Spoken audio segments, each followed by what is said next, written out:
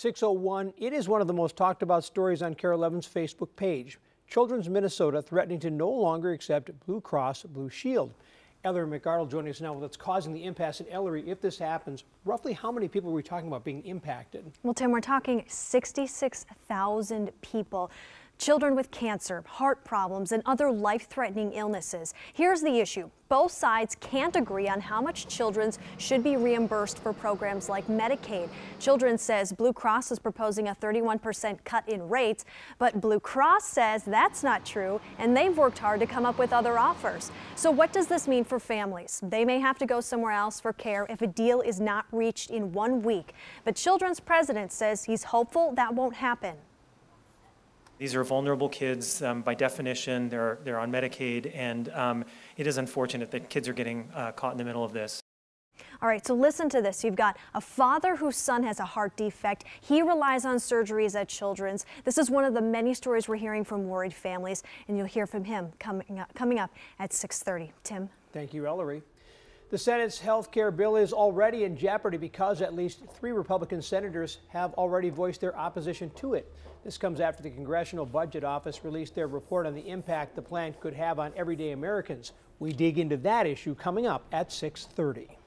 A partial victory for the president as the U.S. Supreme Court decides to take on his proposed travel ban. In the meantime, the court said the government can start enforcing at least part of that ban. And we get details now from our Melissa Colorado. Melissa? Well, Kim, travelers from those 6 Muslim majority countries, they want to know starting Thursday, when this decision goes into effect, who can get into the U.S. and who can't. Well, President Trump has long denied his travel order discriminates against Muslims. Instead, the White House says authorities need to review the screening procedures for visa applicants from what they call 6 terror-prone countries. The Supreme Court justices decided if you're from one of those 6 Muslim-majority countries, which includes Somalia, you must have strong ties to the U.S. in order to get in. That includes people with relatives in the U.S., people who have been accepted to study at a U.S. school, or people who have been offered a job here. Who does that leave out? Refugees, especially those from Syria. These are people fleeing from terror. We have one of the worst humanitarian crises since World War II. And one key thing to point out here, the Supreme Court has not determined whether or not the travel ban is constitutional or whether it violates immigration law. The justices will take the full case in October. So how do people here in the local Somali community feel about the decision? Well, that's ahead, coming up at 6:30. Kim. Well, in the Syrian community as well, lives literally at stake. Thank you, Melissa. Appreciate it. Now, there are a couple of other Supreme Court decisions affecting religious freedom in this country. In a major ruling yesterday, the High Court ruled that states can't refuse to allocate taxpayer money to churches. This stems from a Missouri church that was seeking public funding for playground improvements. And in another ruling, the court said it will hear an appeal. So it was not a ruling, but that it will hear an appeal in the fall from a Denver baker who says that having to make cakes for same-sex weddings violates his religious freedom. So a subject still to be taken up, Tim. The family of Philando Castile and the city of St. Anthony have agreed to a multi-million-dollar settlement. The city has agreed to pay Castile's mother, Valerie, nearly $3 million. Geronimo Yanez was an officer with the department at the time of the shooting. Yanez found not guilty of manslaughter earlier this month. Both sides say the settlement avoids a federal lawsuit, allowing both sides to move forward.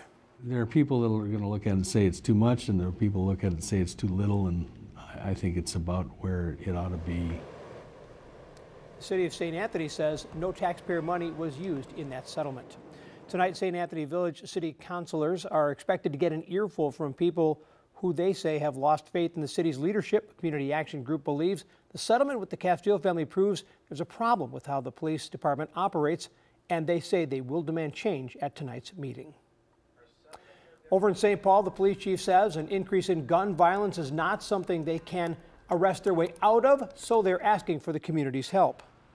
In partnership with our community members, adding the 7 beat officers to Wright Street, adding bike patrols, making sure our gang and gun unit is out in our neighborhoods, building relationships, locking people up that are indiscriminately shooting their weapons in this city. Doing all those things is going to reduce crime in this neighborhood.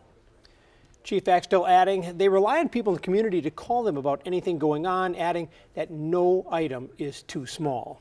Remember the measles outbreak? Well, we have some new information on the cases here in Minnesota. The state health department says no new cases have been reported in at least in the last 2 weeks, I should say. Now, this outbreak, though, sickened 78 people in Minnesota. Health department officials could give the all clear for measles later this week. That would be good news. Now, last week tonight with John Oliver used measles right here in our community to back up his argument for vaccinating kids. He's very passionate about it. So on Sunday's show, he condemned the spread of medical myths. The anti-vaccine movement gained momentum in 1998 from a now discredited study that claimed there was a link between the MMR measles vaccine and autism. The study was later determined to be fraudulent, and it was retracted by the medical journal that published it. But anti-vaxxers, as they're known, continue to use this as an argument. Oliver focused on the Somali community here in the Twin Cities as a prime example of the harm misinformation can do. High. In the Somali community in Minnesota, the measles vaccination rate for children dropped to just 42%, and that had some very real consequences. In that community, the number of measles cases so far this year has already outpaced the total number in all the US last year, and that is terrible. Because the only thing Minnesota should have more of than any other state is Garrison's Keeler and people disappointed by the Mall of America. Whoa! Jokes aside, Oliver opened up about his own situation. Here's the deal. He has a son who was born prematurely. Oliver said he worries about his son's health, but he will vaccinate his child. Oliver said parents aren't just making decisions for their own children, that others' children are affected by those decisions as well. And that's been the concern, that the measles is spreading throughout the community. It was a really good episode if you haven't seen it. I love all of John Oliver's episodes. Really informative, funny at times, and yeah, it's great. Except when he's dissing Mall of America. Come on, and he goes on to say, he says it's just a bigger mall. You have 2 Build-A-Bear workshops and 2 of everything, and it's just bigger. And so he does. I'm glad you're watching the whole thing. Give us a little context. No, it's funny.